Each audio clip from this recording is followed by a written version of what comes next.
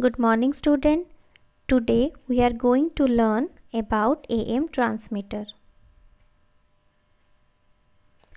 After the completion of today's session, you are able to classify AM transmitter, explain the AM transmitter, classify radio receiver, define receiver characteristic. So, transmitters that transmit AM signals are known as AM transmitters. The types of AM transmitters based on their transmitting powers are high level transmitter and low level transmitter. In low level transmitter, modulation is done or the modulation process is performed at relatively low power. In high level modulation, the process is performed at high power level. Next we discuss about the high level transmitter. In high level transmission, the powers of carrier is amplified before applying them to the modulator stage. And the block diagram of high level transmitter consists of carrier oscillator, which is also known as master oscillator. Then buffer amplifier, harmonic generator, modulated amplifier, modulating amplifier and tuned power amplifier. This one is the block diagram. So here is the first stage, that is master oscillator, which is also known as carrier oscillator. It generates the carrier signal which lies in the RF range or radio frequency range.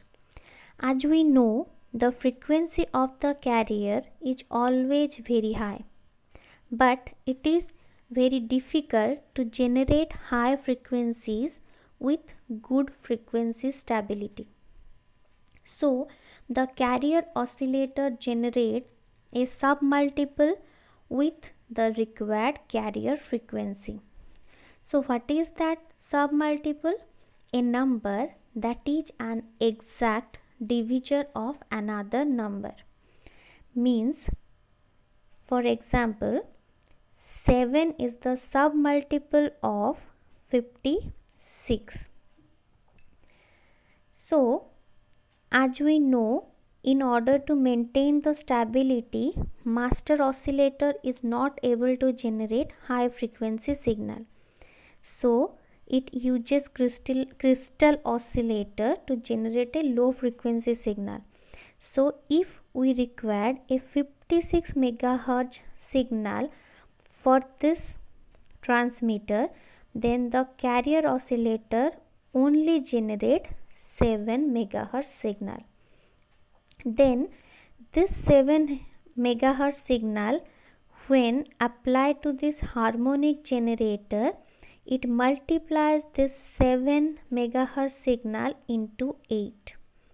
By multiplying the signal with 8, we are able to get the required carrier frequency, that is 56 MHz. So, this is the procedure. So, a crystal oscillator can be used in this stage to generate a low frequency carrier with the best frequency stability. Next is the buffer amplifier. A buffer amplifier is one that provides electrical impedance transformation from one circuit to another and helps to prevent the signal source from being affected by whatever currents that the load may be produced. The signal is buffered from load current. So here the buffer amplifier first matches the output impedance of the master oscillator with the input impedance of the harmonic generator.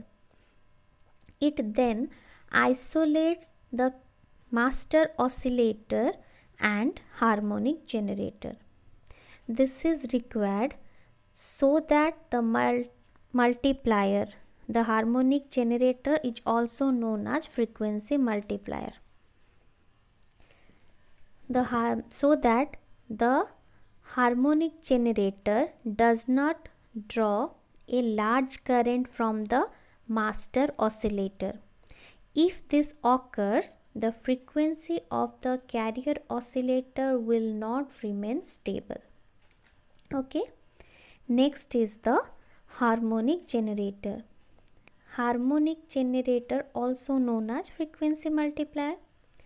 So the submultiple frequency of the carrier signal generated by the master oscillator is now applied to the harmonic generator through the buffer amplifier. The harmonic generator generates high carrier frequency. The harmonic generator is a tuned circuit that can be tuned to the required carrier frequency that is to be transmitted. So, the frequency multiplier or the harmonic generator is an electronic circuit that generates an output signal whose output frequency is a multiple of its input frequency. Next is the Class C tuned power amplifier. A Class C power amplifier gives high power current pulses of the carrier signal at its output. So it amplifies the carrier signal, then it gives that signal to the modulated amplifier. The modulating audio signal means the output of the modulating amplifier. So the modulating audio signal and the carrier signal after power amplification are applied to this modulator stage, okay, or modulated amplifier. Then the modulation takes place at this stage. This signal finally passed to the antenna. This one is the antenna. The output of the modulated Class C power amplifier feeds the signal to the transmitting antenna. To transfer maximum power from the output stage to the antenna, it is necessary that the impedance of the two sections match. For this, a matching network is required. The matching network consists of L and C components, which is used here. Okay, so it looks like this.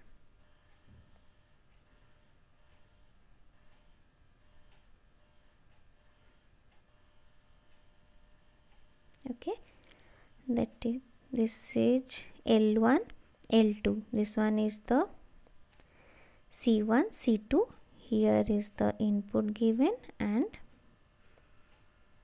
from this side output is transmitted to the antenna.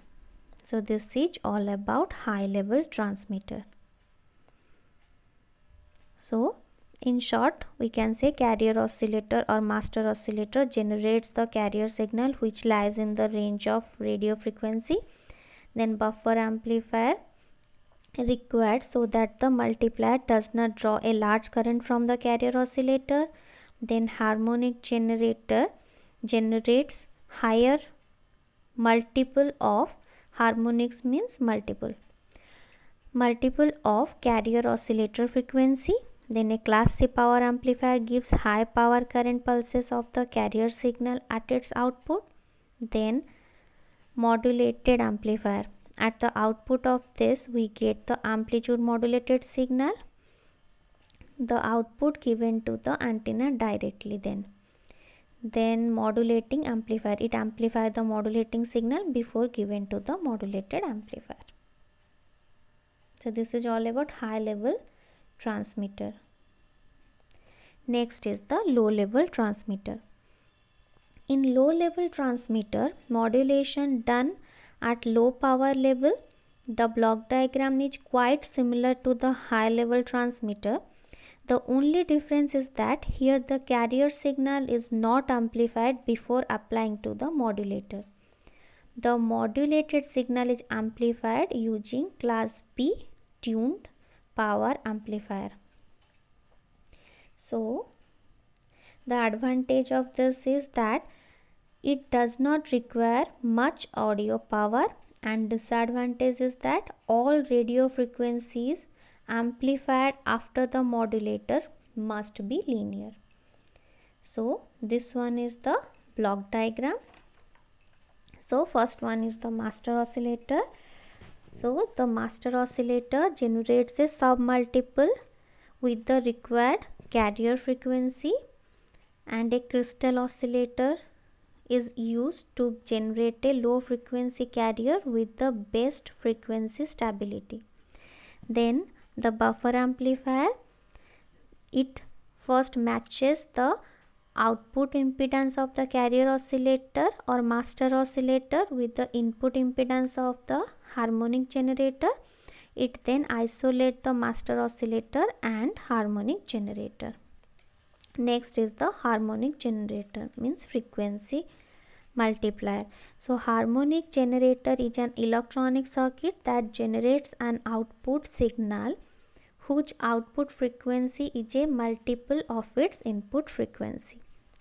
Then the output of the harmonic generator applied to the modulated amplifier, and to the other input of the modulated amplifier, a amplified version of modulating signal is given. Then the modulation process done at the modulated amplifier, then the output of the modulated amplifier, means a modulated signal is given to the class B tuned power amplifier. The class B power amplifier amplify the signal to a desired power level and feeds the signal to the antenna. The linear class B power amplifier is used after class C modulator amplifier. So this is all about low level transmitter. Next is the radio receiver. So in your syllabus only the classification of radio receiver is required. So a radio receiver is an electronic device that receives radio waves and converts the information carried by them to a stable form. And the classification depending upon the application are amplitude modulation broadcast receiver. These receivers are used to receive the broadcast of speech or music transmitted from amplitude modulation broadcast transmitters. Next is the frequency modulation broadcast receiver. This receiver are used to receive the broadcast programs from FM broadcast transmitters. Then communication receiver. Communication receivers are used for reception of short wave telephone signals. This means that communication receivers are used for various purposes other than broadcast services. Then television receiver. Television receivers are used to receive television broadcast in VHF or UHF bands. Then radar receiver. Radar receivers are used to receive radar signals.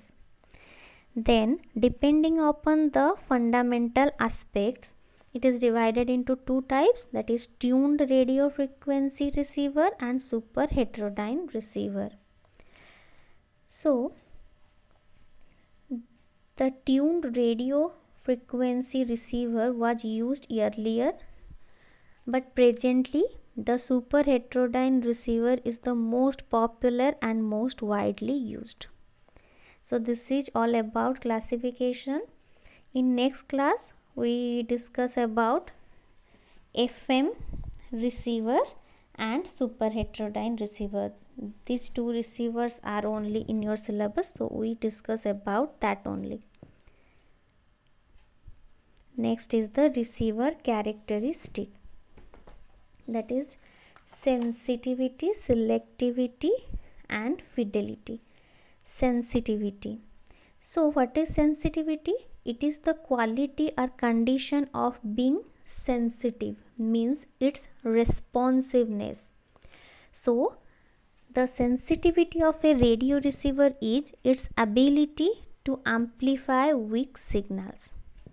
How sensitively it detects the weak signal and amplify it. Then selectivity, the ability of a device to respond to a particular frequency without interference from others. So selectivity of a receiver is its ability to reject unwanted signal and accept only the desired signal. Then fidelity, the degree of exactness with which something is reproduced. So the fidelity of a receiver is its ability to accurately reproduce in its output the signal that appears at its input. Okay, this is all about receiver characteristic. So what is noise figure? Noise figure is the measures of degradation of the signal to noise ratio caused by components in a signal chain. So it is a number by which the performance of an amplifier or a radio receiver can be specified with lower values indicating better performance. So the definition is, it is defined as the ratio of the signal to noise power ratio at the input to signal to noise power ratio at the output. So noise figure equal to S by N at input, S by N at output. Okay, so this is all about today's class. Thank you.